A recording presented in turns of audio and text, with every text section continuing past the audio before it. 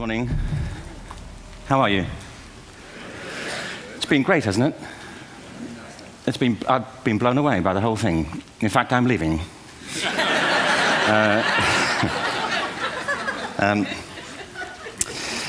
There have been three themes, haven't there, running through the conference, which are relevant to what I want to talk about. One is the extraordinary evidence of human creativity in all of the presentations that we've had and in all the people here. Just the variety of it and the range of it. The second is that it's put us in a place where we have no idea what's going to happen in terms of the future. No idea how this may play out. I have an interest in education. Actually, what I find is everybody has an interest in education. Don't you? I find this very interesting. If you're at a dinner party and you say you work in education, actually, you're not often at dinner parties, frankly, if you work in education. You're not asked, you know, and you're never asked back, curiously. That's I think that strikes me. But if you are, and you say to somebody, they say, what do you do? And you say, you work in education, you can see the blood run from their face. They think, oh my God, you know, why me? It's my one night out all week. But if you ask people about their education, they pin you to the wall. Because it's one of those things that goes deep with people. Am I right? Like religion and money and other things. So I have a big interest in education, and I think we all do. We have a huge vested interest in it, partly because it's education that's meant to take us into this future that we can't grasp. If you think of it, children starting school this year will be retiring in 2065. Nobody has a clue, despite all the expertise that's been on parade for the past 4 days, what the world will look like in 5 years' time. And yet we're meant to be educating them for it. So the unpredictability, I think, is extraordinary. And the third part of this is that we've all agreed, nonetheless, on the really extraordinary capacities that children have, their capacities for innovation. I mean, Serena last night was a marvel, wasn't she? Just seeing what she could do. And she's exceptional, but I think she's not, so to speak, exceptional in the whole of childhood. What you have there is a person of extraordinary dedication who found a talent. And my contention is all kids have tremendous talents, and we squander them pretty ruthlessly. So I want to talk about education, and I want to talk about creativity. My contention is that creativity now is as important in education as literacy, and we should treat it with the same status. Thank you.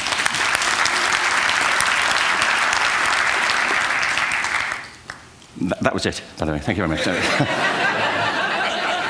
So, 15 minutes left. Well, I was born... No, I had a great story recently, I love telling it, of a little girl who was in a drawing lesson. She was 6, and she was at the back drawing, and the teacher said this little girl hardly ever paid attention. And in this drawing lesson, she did. And the teacher was fascinated. She went over to her and she said, "What are you drawing?" And the girl said, "I'm drawing a picture of God." And the teacher said, "But nobody knows what God looks like." And the girl said, "They will in a minute."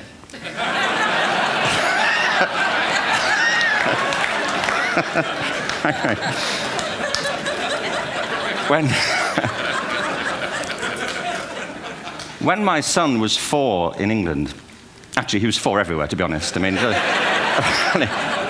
if we're being strict about it, wherever he went, he was 4 that year. But he was in the Nativity play. Do you remember the story? No, it was big. It was a big story. Mel Gibson did the sequel. You may have seen it. I don't know. It was Nativity 2.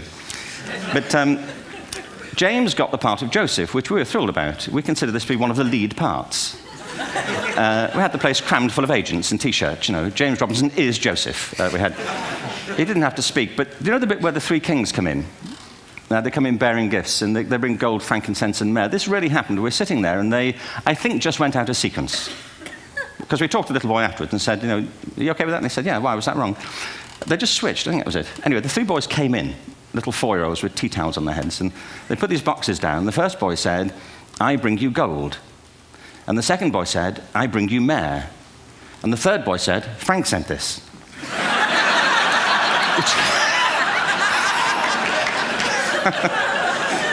It's great.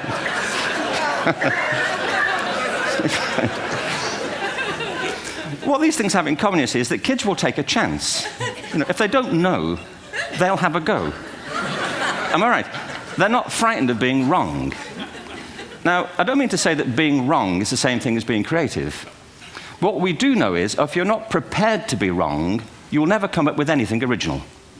If you're not prepared to be wrong. And by the time they get to be adults, most kids have lost that capacity.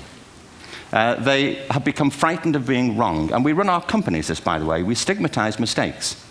And we're now running national education systems where mistakes are the worst thing you can make. And the result is that we are educating people out of their creative capacities. Picasso once said this. He said that all children are born artists. The problem is to remain an artist as we grow up. I believe this passionately, that we don't grow into creativity, we grow out of it. Or rather, we get educated out of it. So why is this? I lived in Stratford-on-Avon until about 5 years ago. In fact, we moved from Stratford to Los Angeles. So you can imagine what a seamless transition this was from LA. Actually, we lived in a place called Snitterfield, just outside Stratford, which is where Shakespeare's father was born. Are you struck by a new thought? I was. You don't think of Shakespeare having a father, do you? Do you? Because you don't think of Shakespeare being a child, do you? Shakespeare being 7. I never thought of it. I mean, he was 7 at some point. He was in somebody's English class, wasn't he? Do you understand? Really? How annoying would that be?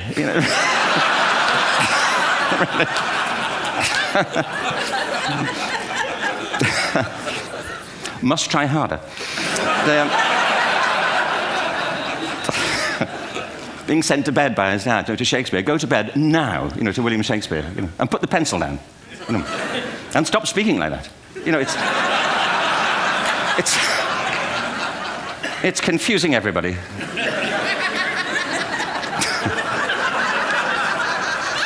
Anyway,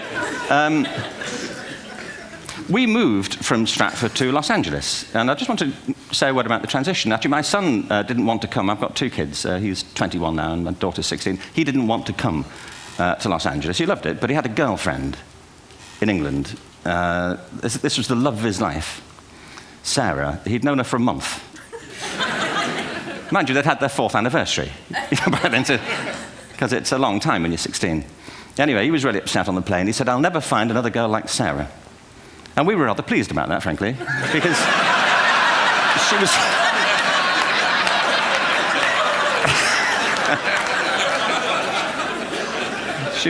she was the main reason we were leaving the country.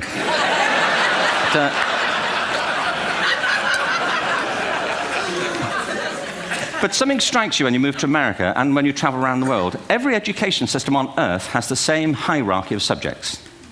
Everyone, doesn't matter where you go. You think it would be otherwise, but it isn't. At the top are mathematics and languages, then the humanities, and at the bottom are the arts, everywhere on Earth. And in pretty much every system, too, there's a hierarchy within the arts. Art and music are normally given a higher status in schools than drama and dance. There isn't an education system on the planet that teaches dance every day to children the way we teach them mathematics. Why? Why not? I think this is rather important. I think maths is very important, but so is dance. Children dance all the time if they're allowed to. We all do. We all have bodies, don't we? Did I miss a meeting? I mean, I think... Truthfully, what happens is, as children grow up, we start to educate them progressively from the waist up. And then we focus on their heads, and slightly to one side.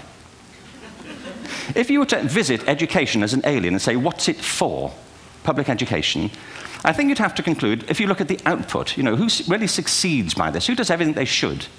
Who gets all the brownie points? Who are the winners? I think you'd have to conclude the whole purpose of public education throughout the world is to produce university professors. Isn't it? They're the people who come out the top. And I used to be one. So there.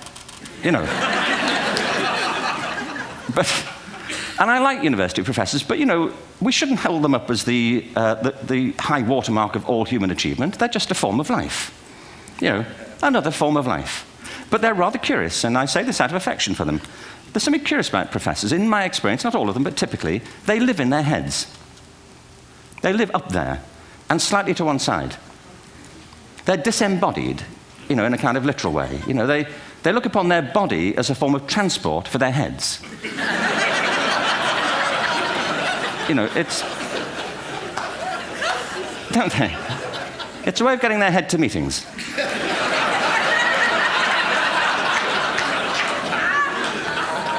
If you want real evidence of out-of-body experiences, by the way, get yourself along to a residential conference for senior academics and pop into the discotheque on the final night. And there you will see it. Grown men and women writhing uncontrollably off the beat, waiting to it ends so they can go home and write a paper about it. Now, our education system is predicated on the idea of academic ability. And there's a reason. The whole system was invented around the world. There were no public systems of education really before the 19th century. They all came into being to meet the needs of industrialism. So the hierarchy is rooted on two ideas. Number one, that the most useful subjects for work are at the top. So you were probably steered benignly away from things at school when you were a kid, things you liked, on the grounds you would never get a job doing that. Is that right? Don't do music, you're not going to be a musician. Don't do art, you won't be an artist. Benign advice, now profoundly mistaken. The whole world is engulfed in a revolution. And the second is academic ability, which has really come to dominate our view of intelligence because the universities designed the system in their image. If you think of it, the whole system of public education around the world is a protracted process of university entrance. And the consequence is that many highly talented, brilliant, creative people think they're not, because the thing they were good at school wasn't valued or was actually stigmatized. And I think we can't afford to go on that way. In the next 30 years, according to UNESCO, more people worldwide will be graduating through education than since the beginning of history. More people. And it's the combination of all the things we've talked about, technology and its transformational effect on work, and demography and the huge explosion in population. Suddenly, degrees aren't worth anything. Isn't that true? When I was a student, if you had a degree, you had a job. If you didn't have a job, it's because you didn't want one. And I didn't want one, frankly. So,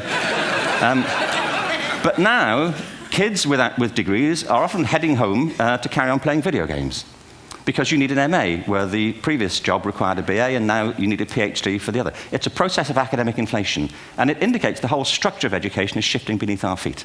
We need to radically rethink our view of intelligence. We know three things about intelligence. One, it's diverse. We think about the world in all the ways that we experience it. We think visually, we think in sound, we think kinesthetically, we think in abstract terms, we think in movement. Secondly, intelligence is dynamic. If you look at the interactions of a human brain, as we heard yesterday from a number of presentations, intelligence is wonderfully interactive. The brain isn't divided into compartments. In fact, creativity, which I define as the process of having original ideas that have value, more often than not, comes about through the interaction of different disciplinary ways of seeing things. The brain is intentionally, by the way, there's a shaft of nerves that joins the two halves of the brain called the corpus callosum. It's thicker in women. Following on from Helen yesterday, I think this is probably why women are better at multitasking. Because you are. Aren't you? There's a raft of research, but I know it from my personal life. If my wife is cooking a meal at home, which is not often, thankfully, but if she's doing... No, she's good at some things. But if she's cooking, she's dealing with people on the phone, she's talking to the kids, she's painting the ceiling, she's doing open heart surgery over here. If I'm cooking, the door is shut, the kids are out, the phone's on the hook. If she comes in, I get annoyed. I say, Terry, please, I'm trying to fry an egg in here. Really.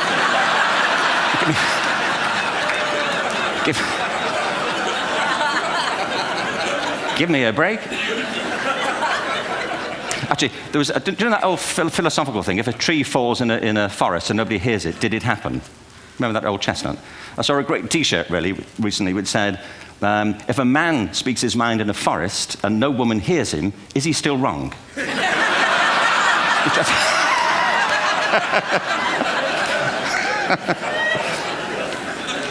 And the third thing about intelligence is it's distinct.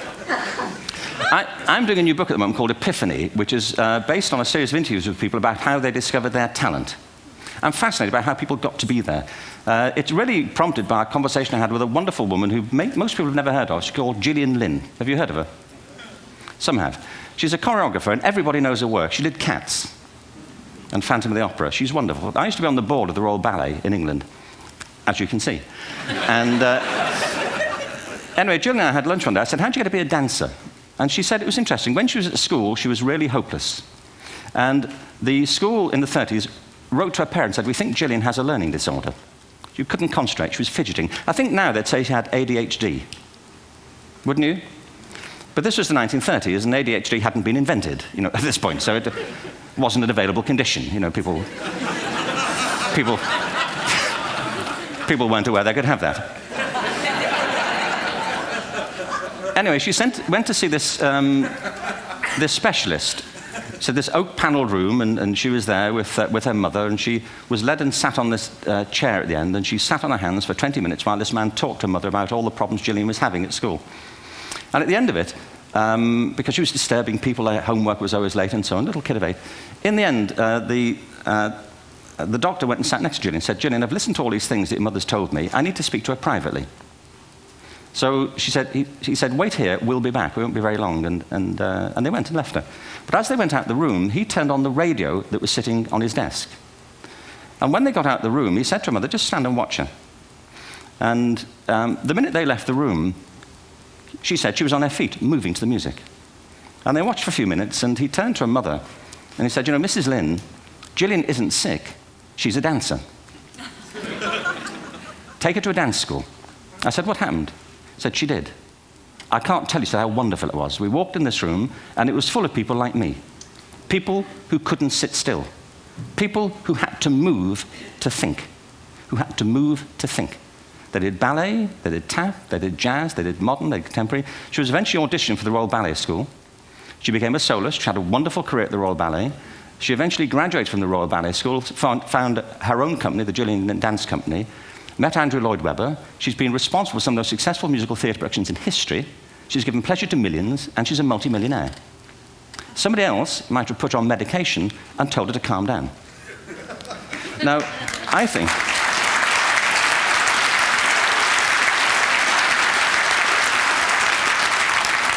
What I think it comes to is this. Al Gore spoke the other night about ecology and the revolution that was triggered by Rachel Carson.